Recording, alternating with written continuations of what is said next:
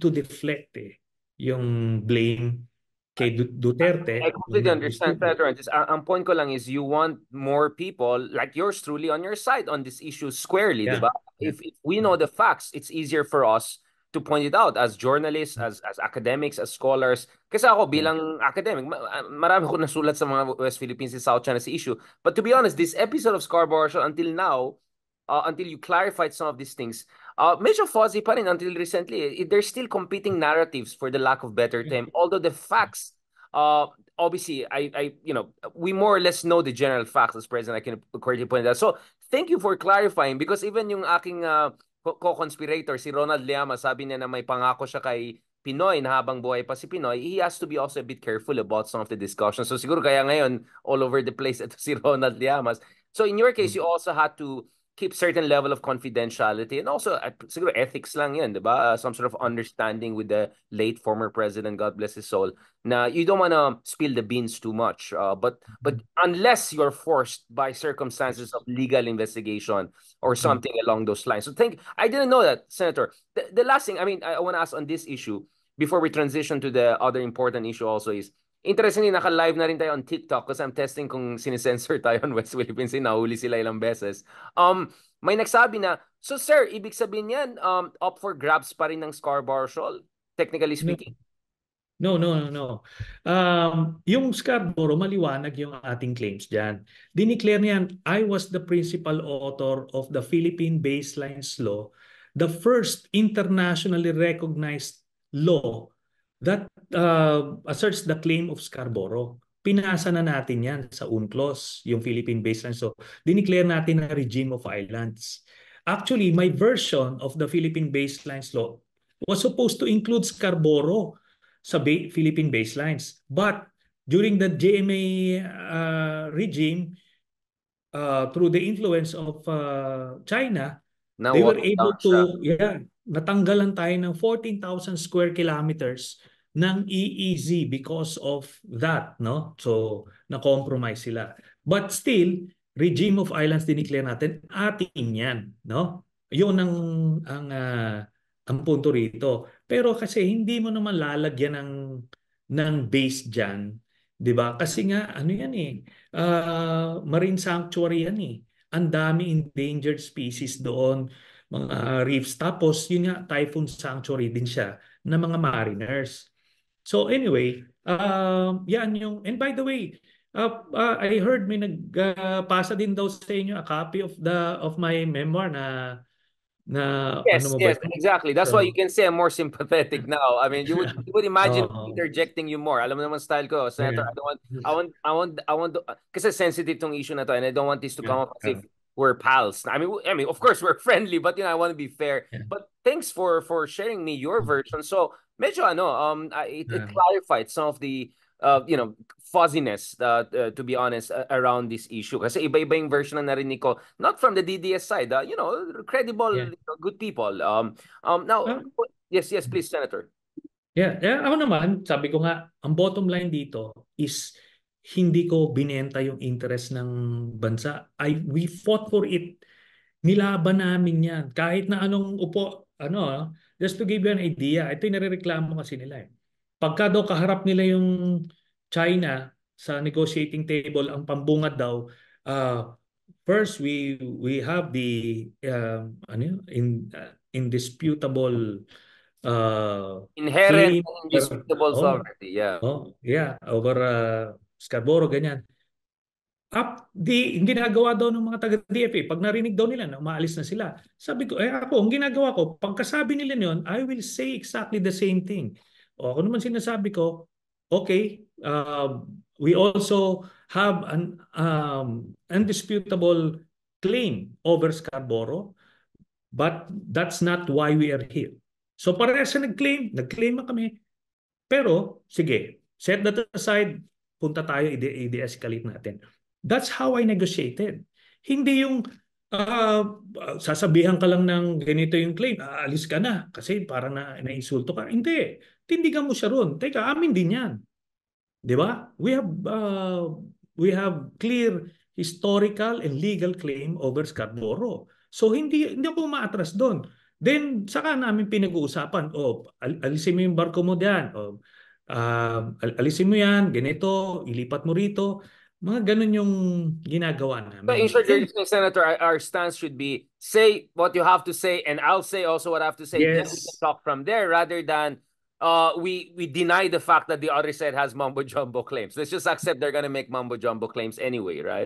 yeah. Kaya nga sinasabi ko doon sa DFA noong time na yon, ba't kayo umaalis? Pagka nagsasalita sila daw ng ganun, na ano na daw sila, na tipong wala na to, so alis. Sabi ko, Agitated. hindi. Dapat titindigan mo sila. And then after that, doon na tayo mag-discuss kung paano. At bottom line, sabi ko nga, Richard, they left. At the end of the day, they left. Di ba? Kung siga talaga kayo, sa inyo talaga yan, bakit kayo umalis? Di ba? Doon sa Scarborough. O ngayon, bakit di kayo nagtayo ng isla dyan? Sige nga, subukan nyo. Di ba kung sa inyo yan? So kasi nga, But Senator, hindi. again, to push back against that, Yeah. again, I just have to be fair on this issue. The argument would be, even under Digong's administration, this is Secretary Lorenzana saying red line yung Scarborough Shoal. Kung ni-reclaim niya yan, red line yan in the sense that masyado to malapit sa Subic, this is an affront to us, and the United States behind the scenes. I mean, I know everyone goes back to the 2015 conversation between Xi Jinping and Obama, where Xi Jinping promised na hindi siya mag-militarize ng mga islands and disputes. So everyone knows that nagsinungaling siya. Except, on the Scarborough Shoal, it looks like maybe mahalaga din ng US also made it clear, we're not gonna accept any American reclamation of Scarborough Shoal. What's your understanding of this? No, the US was never a participant in that negotiation. So, ang kung dito, kung talagang siga sila at gagawin nila yon at claim nila, bakit sila nasa labas ng shoal? Di ba? Oh, that's a pretty basic question. Bakit kayo nasa labas? Bakit kayo wala doon sa loob? Kasi precisely hindi sa inyo. Di ba? Yun ang pinakang doon, bottom line doon. Uh, At yun nga yung reclamation, kaya nga nilang kung saan-saan sila pumupunta eh. What's stopping them? Hindi, kasi nga alam nila na sila doon. Kumbaga malabnaw yung kanilang yung tinindigan doon at nung time na yon, I can say na talagang we won in that back channel negotiations. Dito, dehado palugi Iba yun, di ba? Bakit? Kasi nga maraming kinita si Duterte. Marami siyang ganansya sa China na tipong sige sa inyo na yan, basta dito ay kumita ng gusto. Speaking Yun yun. of mumbo jumbo stuff happening under Digong, I mean, I think itong hearing about Mayor Go, and then itong mga new exposés about mga fake Chinese hospitals, fake Chinese doctors, mukhang lahat ng mga yan, Duterte legacy ito in one way or another. And itong Mayor Go na yan, parang, I don't know, I'm sure this is complete coincidence. Malapit sa Clark Base yata itong Tarlac seat. I mean, pops out of nowhere in 2022. Hindi nila mapakita yung birth certificate until 17. Homeschool daw siya. Hindi na masabi sinong licensed teacher niya. I mean, ang dami mga gaps in the story. Nothing suspicious here, right? Nothing suspicious here, Senator. Well, alam mo, pag hindi mo masabi kung saan ka, in fact, meron sa sinasabi mga addresses na talagang fake, no? Iba yung mga tao nakatira, never. So, kumbaga, yung Tapos cover kaibigan story, pa ni Senator Gatchalian yung isa, di ba? Sabi niya, wait lang, oh, kilala ko to, mga kaibigan namin yan. Anong pinagsasabi mo oh. na ganitong address? And dito makikita na to, operative ito. She is a trained operative. Nag-language course lang ito, tapos binigyan siya ng cover story, binigyan siya ng packet na tipong i-memorize mo. Pero hindi siya mag-withstand sa scrutiny just like what happened in the Senate. It would be enough to stand siguro yung mga basic conversations, saan ka lumaki, saan ka ganon. Dito ko Valenzuela, she can get away with that. Pero yung dito na, sa scrutiny ganyan, nako, hindi umubra yung cover story na binigay sa kanila nung intelligence officers niya. Kaya ito ngayon na compromise. Tapos you mentioned that meron pa 'di ba yung mga Coast Guard auxiliary na mga Chinese Well, nationals. yeah, I mean, Oh, grabe. And hindi coincidence yan. It was, they really had a heyday nung panahon ni Duterte. Inflation galore. Oh, 'di ba pinasok nga yung cell sites ng dito telco sa loob ng kampo eh. 'Di ba? Kumbaga talagang inano niya, inopen niya yung kumbaga The yung kanya floodgate was opened. the, Yeah, the floodgate was opened. the floodgates were opened willingly by Duterte para to accommodate yung China in exchange for what? Ako, I still believe in exchange for personal monetary gain. Yan.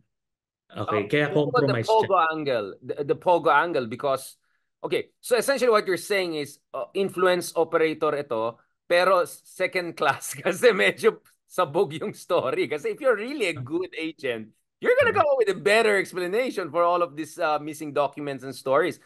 But what about the Pogo angle? Do you think na nagkaroon ng cross-pollination ng influence agents and Pogo business, considering officially the Chinese government is against online casinos?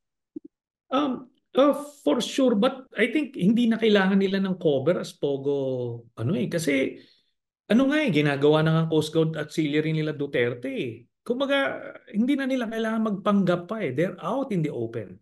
Even as tourists, they can do whatever they want, no? Na maka-establish sila ng bases dito. So pero yun nga, itong sa mayor ng Bamba na to, ano to eh, talagang kinonfine ito siguro 1 year na mag-language course lang, may ano siya, may kausap siya para yung accent mawala, ganun. Tapos binigyan siya ng packet, binigyan siya ng cover story na ordinarily would have passed master kumbaga. Dito sa COMELEC nga nakalusot nga siya sa mga botante sa Bamban eh. Oh.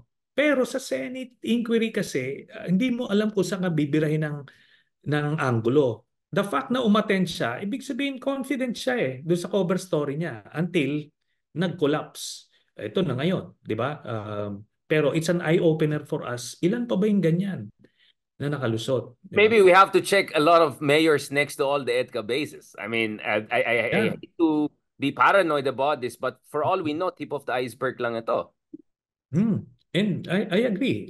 In fact, yung Bamban supposed to be isang area niyan is one of the targeted EDCA bases yung Bamban mismo. Kaya nga, critical yon. Tapos nakita natin yung concentration ng foreign Chinese students dun sa Cagayan. Cagayan. Yes. Bakit doon, 'di ba? Pero to be fair, meron talaga mga legit na Chinese students na dito kumukuha ng course kasi nga punuan yung kanilang mga universities doon tsaka mahal, no? For a communist country, for some reason mahal yung pagpadala sa universities nila. Kaya dito sila Saka but English language and English oo. language. It's like Koreans, ang dami sa amin Yeah, sa Baguio before. Oh. nagkaroon ng Korean wave dito, 'di ba, no mga late 90s, early 2000 dito sa Pilipinas, marami 'yan. So ngayon may mga ganun din na Chinese, but highly suspicious naman yung 5,000. May konting doon. Parang masyado ng disproportionate doon sa local students. So anyway, yan yon. Maraming ginawa si Duterte na ngayon pa lang natin na-discover. Kaya I hope at least marami tayong nabibalitaan na namumulat na lahat. Pero itong absurd na to assertion na binenta ko yung Scarborough, talagang nag-gain ng traction to, no? Marami talagang naniwala doon. Ngayon, well, enough is enough. Every time somebody says that, expect na nakakasuhan kayo until Yeah. Um, yeah. Tama na. I mean, ginawang punching bag yung legacy mo. May nag-comment dito sa TikTok. Again, TikTok ang interesting. I know, of course, interesting lahat. Pero sabi niya, baka ito yung tunay na backdoor. Hindi yung ginawa niyo. Ito yung backdoor na infiltration. Yung ginawa ng mga... Di ba? Like, this is the suspicious backdoor, not the backdoor in diplomacy, which is usually, I